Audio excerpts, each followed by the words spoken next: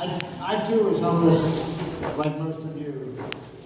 I was on the streets of LA for 3 years. You know, we had a ministry just like this there, where we could come and eat and listen to the word, but I wasn't really getting it. And I always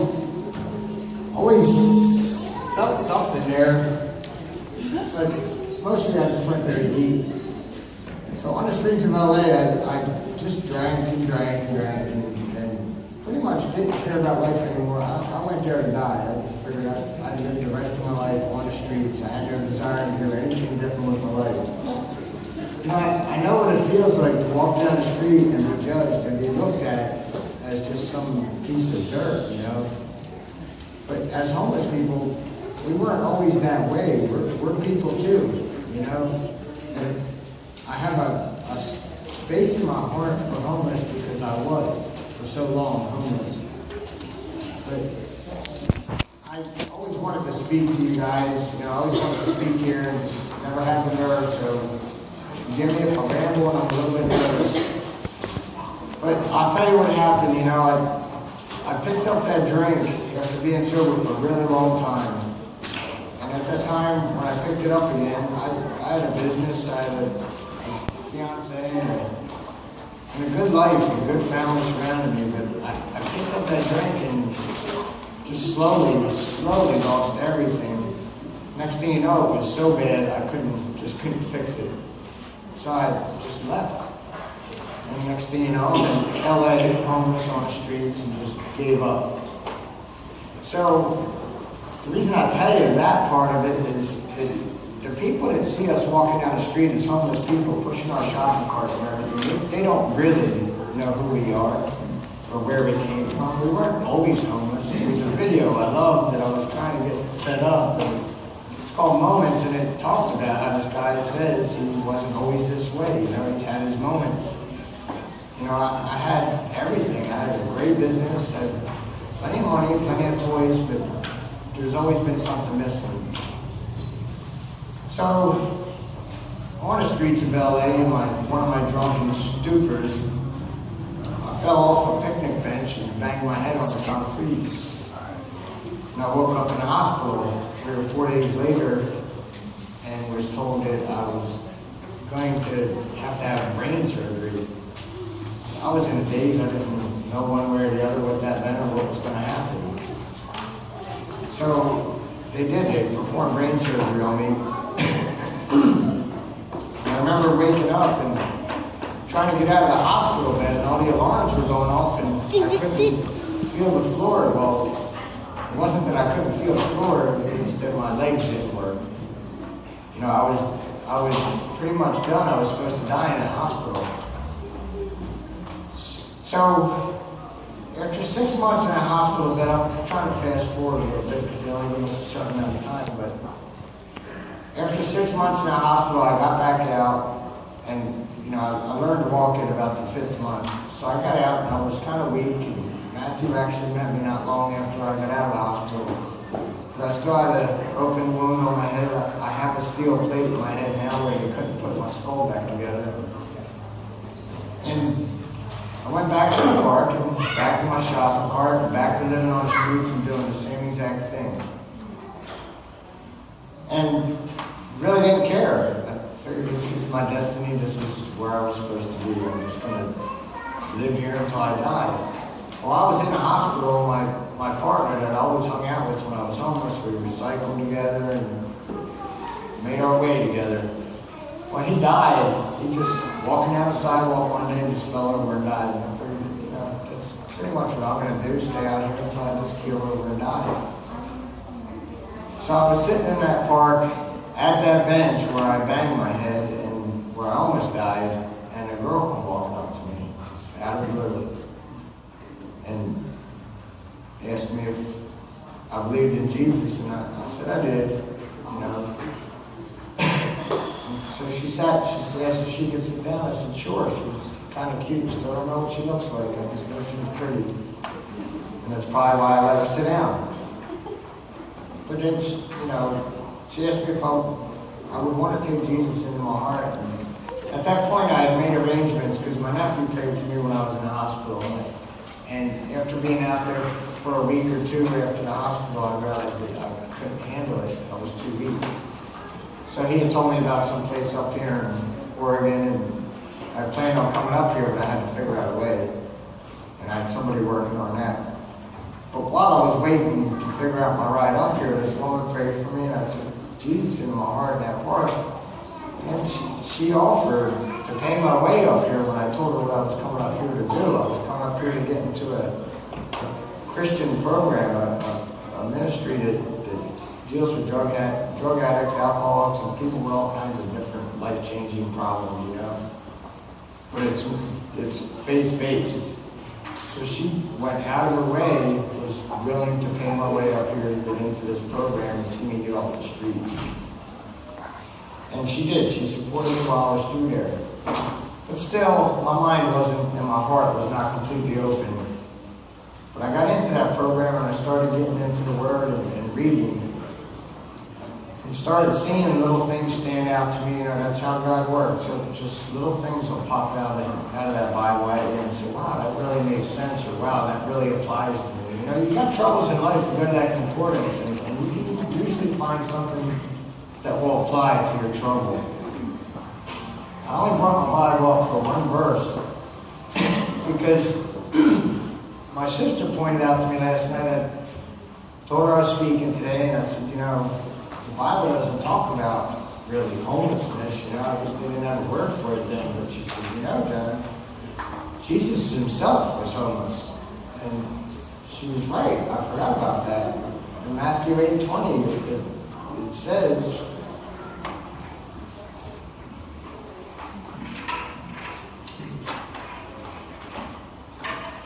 foxes have holes and birds of the air have nests, but the Son of Man has no place to lay his head. And that's true, you know, Jesus was homeless. So that goes to show you anybody can be homeless. But, you know, in life, when I come here and I cook, I'm doing it because I know how much it means to you guys being out there to be able to come in here and get something to eat and something to wear. You know, I had all different churches I used to go to, and I couldn't believe how much they gave away and how many resources there are. But then I started to, when I got on back off the streets and onto this side, I started looking at it through their hearts, you know. I understood where their hearts were at. Now I know why they do what they do, why they help us. And that's why I cook here, and that's why I help out here, and I help everybody I can find. You know, I can build a house, I can fix a car, I maintain a 130-unit apartment complex. But when I was walking down that sidewalk, when I was homeless, people judged me. They looked at me. I was just a dirty man. And they didn't get to know me. They didn't know that I could build them a house, that I could fix their car, that I can repair anything. They just looked at the dirty me. So when people judge you as you're homeless, man, just pray for them. Pray that God will let them see that everybody isn't what they appear, you know? That we all have a heart, we all have feelings, and that we all are intelligent in our own way. God gives us all different gifts. But people don't know that when they just see us walking down the street pushing our shopping cart. You know, that brings me to something else, you know.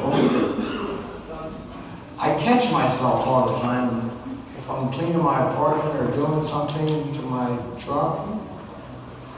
And I say, man, now I catch myself. And if I don't really need it, then I tell myself, you don't really need that. You know, I pushed a shopping cart, I survived. I found places to eat, things to do. I didn't have a truck and an apartment and blankets and clothes and a dog. So what I have now is just stuff that he gave me.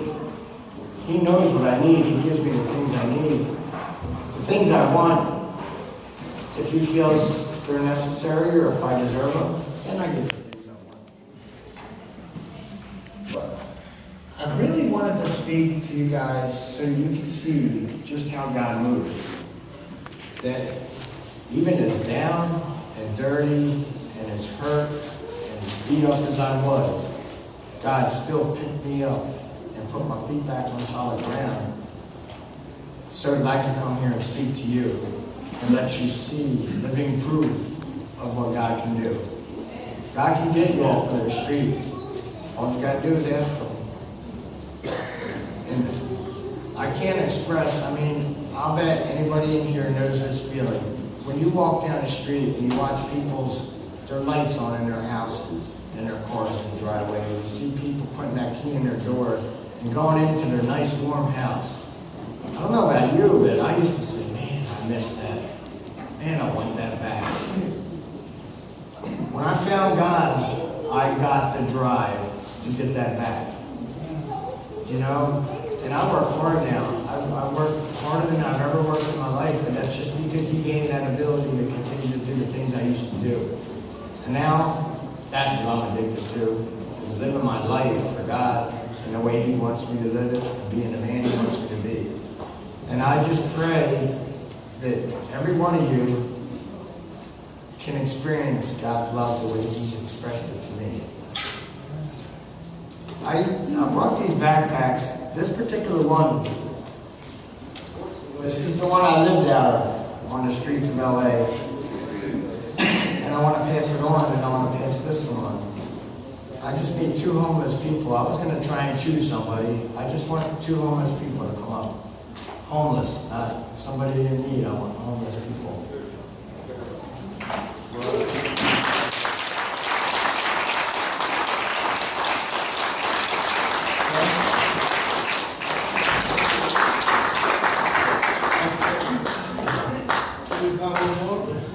No, that's it. I wish I had enough for everybody. That's why I made people come up. Thank you. And all I can say is try and pay attention to what you hear here and what you see here, because I am definitely proof that God can fix anything, because I was very broken, man. And I thank you all for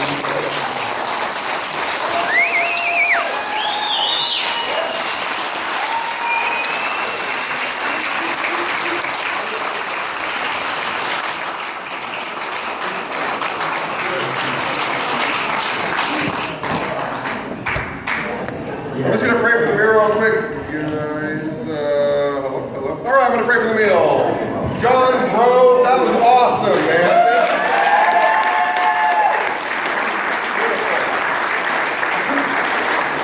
All right. Dear Lord Father, God, we thank you for our brother John. We thank you for the amazing work you've done in his life and the testimony that he is for your glory and your works, God. Lord, I pray that we can have the same heart and the same experience, God, and just bless my brother John. Continue to grow his territories, God, and just continue to bless him. Lord, thank you for this meal that you provided for us today. God, bless the hands that have prepared it and those who cleaned it up. Bless us over our bodies and our bodies to your service, God. We give you all the honor, praise, and glory. Amen. Enjoy your life.